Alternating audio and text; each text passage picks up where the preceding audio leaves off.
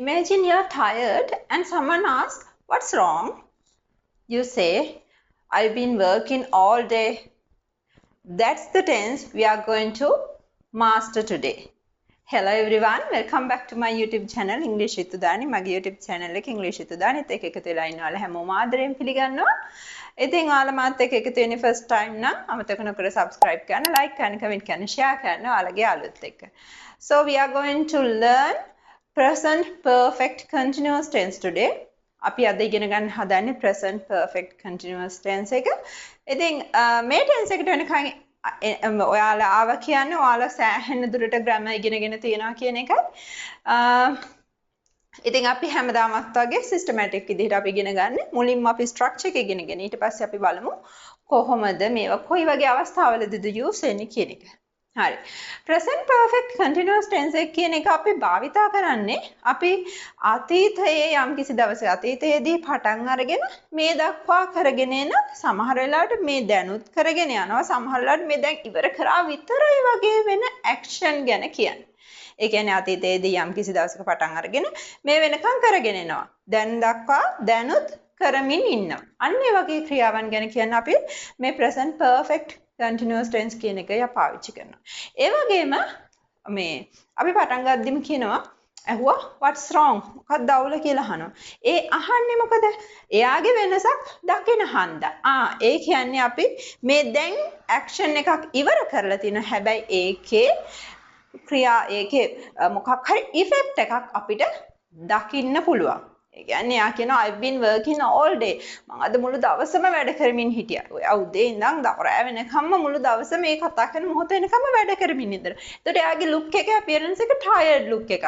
අඩිය දාලා හරි මහන්සිලා හරි exhausted හරි අන්නේ වගේ look එකක් එයාගේ තියෙනවා. එයාගේ effect එකක්. ඒකේ මොකක් හරි ප්‍රතිඵලයක් හරි එහෙම නැත්නම් වෙනසක් දකින්න පුළුවන්. අන්න එතකොට අපි භාවිතා කරනවා මෙන්න මේ tense එක. හරි. අපි බලමු මොකද්ද මේකේ structure එක කියලා. අපි main structure එක ගත්තොත් එහෙම subject එක has have එක been කියන එක. දැන් මෙතනදී මට පොඩි දෙයක් කියන්න ඕනේ been කියද්දි දැන් B E E N B double E N been කියන එක තමයි මෙතනදී භාවිතා වෙන්නේ. එතකොට අපි ඒක been කියලා ඇදලා කියන්නේ. අපි කියන්නේ been. හැබැයි B E I N G been එක අපි been කියලා ටිකක් ඇදලා කියනවා. මෙතනදී අපි been. අපි ඒක been කියන්නේ been. එතකොට main structure කියන්නේ subject has have been plus verb ing plus object තමයි අපේ main structure එක. මේ verb ing කියන එකට අපි present participle කියලාත් කියනවා. ඒක confuse වෙනවා නම් ඒක අමතක කරන්න ing verb එක use වෙන කියන එක මතක තියාගන්න.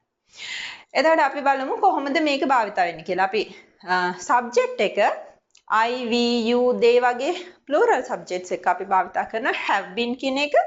අපි example එකක් ගත්තොත් I have been reading a novel. I have been reading a novel. එතකොට have been. අපි singular subjects ගත්තොත් එහෙම he, she, it වගේ singular subjects ගත්තොත් ඒකත් එක්ක අපි has been කියන එක භාවිතා කරනවා. example එකක් ගත්තොත් she has been studying all night. රෑ පුරාම පාඩම් කරමින් හිටියා.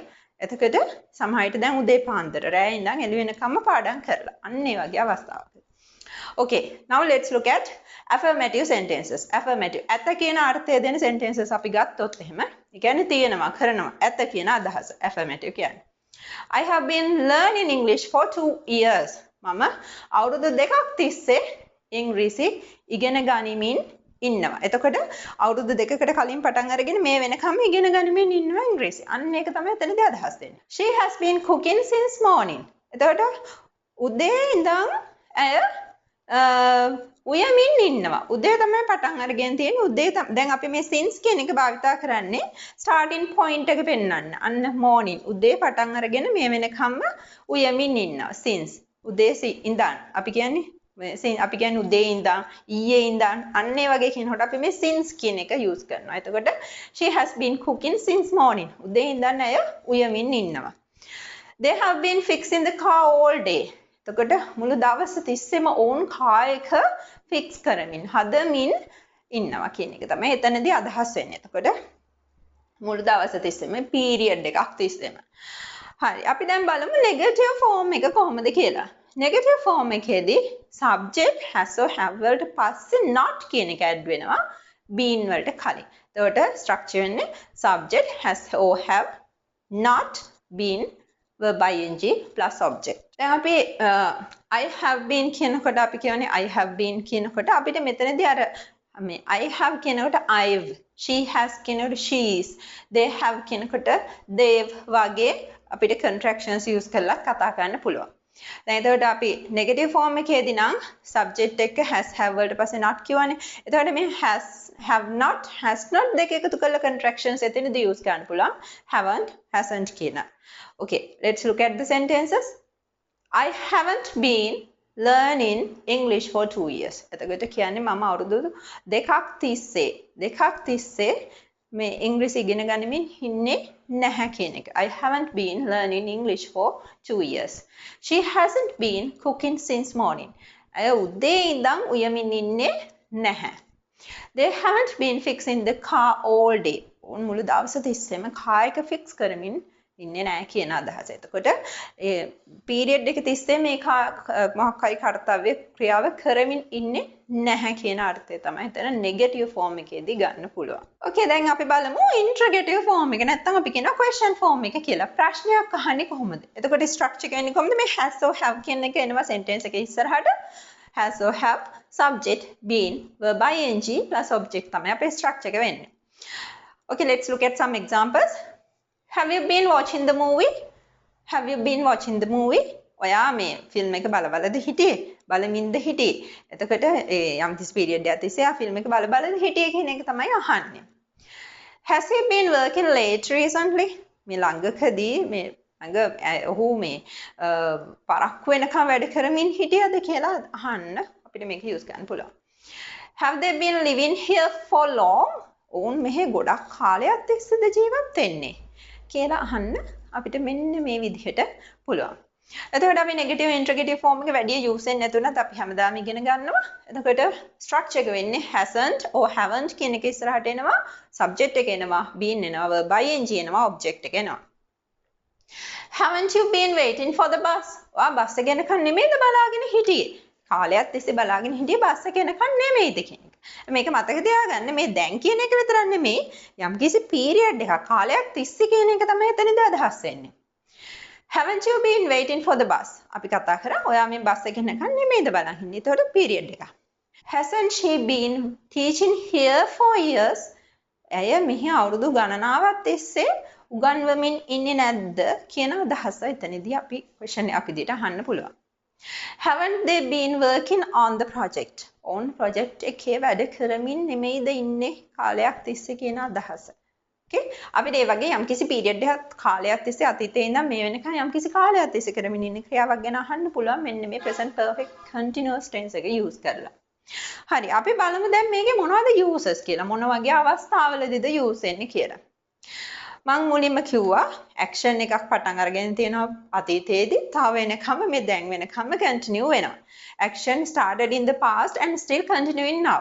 මේ දැනුත් ක්‍රියාත්මක වෙනවා. මේ දැනුත් වෙනවා හැබැයි. හරි දැන් නවත්තලා නෙමෙයි දැනුත් වෙනවා වෙන අවස්ථාවකදී. එතකොට අපි මෙතනදී time preference use කරනවා මම කිව්වා වගේ time preference use කරනවා for since කියනවා. එතකොට for කියන එකේදී අපි භාවිතා කරනවා තිස්සේ කියන එක since කියන්නේ පටන් වගේ උදේ ඉඳන් හවස ඉඳන් ඊයේ ඉඳන් වගේ අදහස එතනදී භාවිතා වෙනවා. එතකොට ඒක ගොඩක් වෙලාවට මෙන්න මේකයි. මෙතනදී ඒකේ period එක. It's about how long something has been happening. කොච්චර කාලයක් තිස්සේ යම්කිසි දෙයක් වෙනවද කියන එක තමයි එතනදී specify කරන්නේ. I have been teaching English for 5 years. මම අවුරුදු 5ක් තිස්සේ ඉංග්‍රීසි උගන්වනවා. I have been teaching English for 5 years. මට මෙතනදී contractions use කරලා මේක තව කියන්න පුළුවන්. I've been teaching English for 5 years. I've been. එතකොට මම I've been කියන්නේ I've been teaching English for 5 years. එතකොට another example, he has been living in Colombo since 2020. ඔව් 2020 ඉඳන් කොළඹ වල ජීවත් වෙනවා. එතකොට යම්කිසි කාලයක් තිස්සේ දැනුත් ජීවත් වෙනවා 2020 ඉඳන් දැනුත් මේ වෙනකනුත් ඉදිරියටත් මේ කතා කරන මොහොතේ ජීවත් වෙනවා.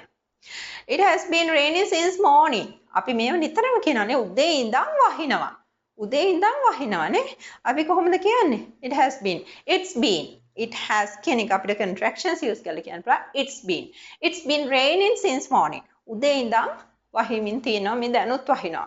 මේ දවස්වල පහුගිය දවස් ටිකේ නම් වැස්සනේ. අන්න එතකොට ඔයාලට කියන්න තිබුණේ මේ it's been raining since morning. උදේ ඉඳන් වහිනවා. හරි? Okay. Another use we can take. Action just stopped. But the result is visible now. මේ දැන් නවත්තපු action එකක්. හැබැයි ඒකේ result එක visible. result එක දකින්න පුළුවන්. හැබැයි මෙතනදි මෙහෙමයි. අපිට time word එකක් අවශ්‍ය නැහැ. Okay? Often no time word needed. Time word එකක් අවශ්‍ය නැහැ ගොඩක් වෙලාවට. We see the effect or result of the activity. අපිට මේ result එක හරි මේකේ effect එක හරි මේ activity එකේ දකින්න පුළුවන්. Okay? අපි examples ගත්තොත් she has been crying. එයා අඬමින් හිටියා. She has been crying. දැන් ගොඩක් වෙලා අඬමින් ඉන්න. දැන් එතකොට හැබැයි දැන් මෙන්න නවත්තලා. She has been crying. She's been crying. එතකොට we can see her eyes are red. අපිට පුළුවන් දකින්න ඇගේ ඇස් දෙක රතු වෙලා තියෙන effect එක දකින්න පුළුවන්. එයා අඬ අඬ ඉඳලා තියෙනවා. ඔන්න නවත්තලා ඇස් දෙක රතු වෙලා දකින්න පුළුවන්. එතකොට අපි කියනවා she's been crying. එයා අඬමින් හිටියේ කියලා කියන්න පුළුවන්. They have been arguing. එතකොට අපිට they have been arguing. එතකොට අපිට මෙතන they have been කියන එක අපිට they've been arguing කියලා කියන්න පුළුවන්. එතකොට දැන් ඔවුන් argue කර හිටියේ they've been arguing. එතකොට ඔවුන් argue කර ඉඳපු තැනකට ගියාම කොහොමද අපිට feel වෙනවා tension එක එතන තියෙනනේ. හරි තරහ ගිහිල්ලා එහෙම ඉන්න මූණවල් වලින් එතන නිකන් එන tension එකක් ඒක feel වෙනවා. effect එක result එකක් පේනවා. I've been exercising. I have been exercising. Oh, I've been exercising. මම exercise කරමින් හිටියේ. හැබැයි දැන් නවත්තලා. That's why I am sweating. ඒක තමයි මට මේ දාඩිය දාලා තියෙන්නේ. ඔන්න දාඩිය දාලා එහෙම ඉන්නවා. හැබැයි නවත්තලා. එතකොට මම කියනවා I've been exercising. මම exercise කරමින් හිටියා. දැන් නවත්තලා. අන්න ඒ වගේ අවස්ථාවක මේ නවත්තුව විතරයි. අපිට පුළුවන් මේ tense එක use කරන්න. දැන් මෙතනදී අපිට තව ඉගෙන ගන්න දෙයක් තමයි මේක වෙන tenses එක්ක පොඩ්ඩක් confuse වෙනවා. දැන් මේක කියන්න මම පාවිච්චි කරන්නේ present perfect එකද නැත්නම් present perfect continuous එකද කියලා අපිට හොයාගන්න තෝරගන්නේ කොහොමද කියලා පොඩ්ඩක් confuse වෙනවා. නේද? Common confusions with other tenses. අපි බලමු මොනවද මේ common confusion with other tenses. අනිත් tenses එක්ක තියෙන common confusion මොනවද කියලා. අපි present perfect tense එකයි present perfect continuous tense එකයි අතර තියෙන වෙනස පොඩ්ඩක් compare කරලා බලමු. Present perfect tense එකේ සාමාන්‍ය structure එක කොහොමද වෙන්නේ? has have එක past participle එක එනවා. structure එක එන්නේ has have plus past participle. එතකොට ඒකේ focus එක වෙන්නේ result එක. completed action එකක result එක. Okay, focus is on result of a completed action. Focus is on result of a completed action. ඉවර කරපු action එකක result එකට තමයි focus එක යන්නේ. example එකක් ගත්තොත් I have written the report. Okay, I have written the report. I've written the report කියලා අපිට contractions use කරලා කෙටියෙන් කියන්න පුළුවන්. එතකොට මෙතනදී කියන්නේ මම report එක ඉවර කරලා මම report එක ලියලා තියෙන්නේ. ඉවර කරලා action එක. එතකොට දැන් අපි මේකේ focus එක කරන්නේ මේ complete කරපු activity එක action එකට තමයි. Present perfect continuous එකේ structure එක වෙන්නේ කොහොමද? Has or have එක been verb ing, not past participle. Has have been verb ing. එතකොට focus එක එන්නේ duration or ongoing nature එක. duration එකට හරි ongoing nature එකට. ඒ කියන්නේ මේ සිද්ධ වෙමින් නැවත repeat වෙමින් කරමින් පවතින එකේ ongoing nature එකට. නැත්නම් ඒ period එක duration එකට තමයි ඒකේ focus එක යන්නේ. example එකක් ගත්තොත් I've been writing the report. එතකොට දැන් අපි අතනදී කිව්වේ I have written the report. මම report එක ලියලා තියෙන්නේ. අපි present perfect continuous use කරලා කියනවා නම් කියන්නේ I've been writing the report. ඒ කියන්නේ මම report එක ලියන්න පටන් අරන් තිනවා. කොයි වෙලාවෙ හරි අතීත දවසක මේ වෙනකම් එක ලියමින් ඉන්නවා. තවමත් කරමින් ඉන්නවා. ongoing nature එක. Okay? එතකොට have written කියන්නේ finished it. ඒක කරලා ඉවරයි. Have been writing කියන්නේ still working on it or just finished. ඒක තවමත් කරමින් ඉන්නවා නැත්නම් මේ දැන් මේ මොහොතේ ඉවරුණා විතරයි. අන්න ඒක තමයි මේ present perfect එකේ present perfect continuous එකේ තියෙන වෙනස. අපි දැන් බලමු මේක තව පොඩ්ඩක් පැටලෙන එකක් තමයි මේ past continuous එකයි present perfect continuous එකයි. දැන් අපි past perfect පාවිච්චි past continuous use කරනවද present perfect continuous use කරනවද කියලා සමහර වෙලාවට හොයාගන්න බෑ. මොකද ඒකත් continuous මේකත් continuous. ඒ වගේම ඒක අතීතයේදී කරලා තියෙන්නේ මේක අතීතයේදී පටන් ගන්න දැන් වෙනකම්ම කරනවා. දැන් past continuous එක ගත්තාම මෙතනදී time එක තමයි අපිට confuse වෙන්නේ.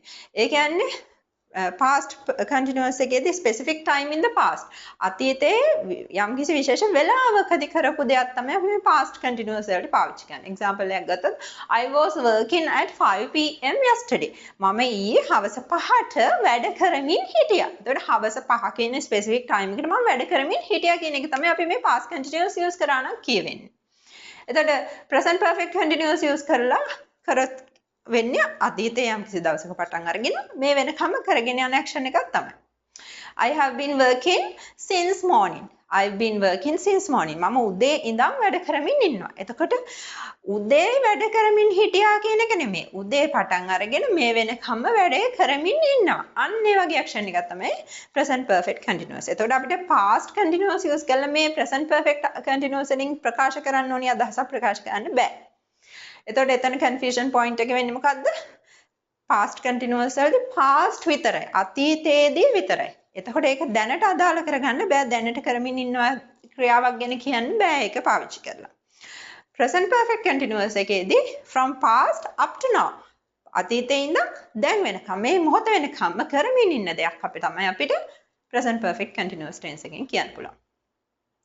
Okay, මං හිතන්නේ මේ present perfect continuous tense එක හොඳටම clear ඇති කියලා. ඉතින් ඔයාලට වැදගත් කියලා හිතනවා නම් share කරන්න, like කරන්න, comment කරන්න. අමතක නොකර subscribe කරන්න. මොනවා හරි ගැටලුවක් තියෙනවා නම් අනිවාර්යෙන් comment කරන්න. So, let's meet from another new tense.